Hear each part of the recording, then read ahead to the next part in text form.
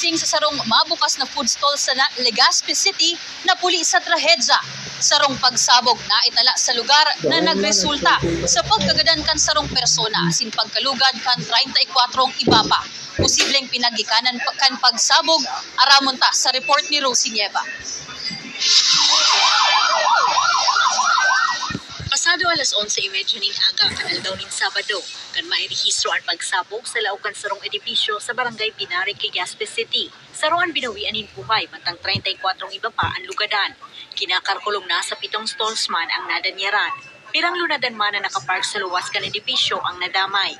Sa inisyal na investigasyon kan Legazpi City Police Station, ikuang pigibong okasyon sa sarong food stall sa lugar kan mangyari ang pagsabog. Nagluluto po ako that time, tapos bigla pa ako may narinig na pagputok po. Kala ko po, transformer, tapos nung lumabas po ako, nakita ko po, sumabog po yung sa building. Sobrang lakas niya po, para po siyang lumindol. Nagpapadagos pa ang investigasyon, alagad saro sa pighihiling na pigikanan kan pagsabog ang gas leak.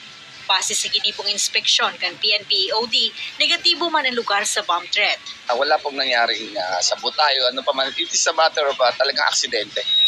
Aksidente lang po yung pangyayari nito na pagsabog ng LPG. Kaya nga po LPG tank naman na yan. So, ni-rolled out na ng EOD natin na walang explosion.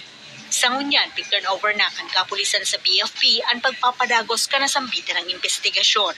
Ini si Rosie Nieva, Balitang Bicolandia.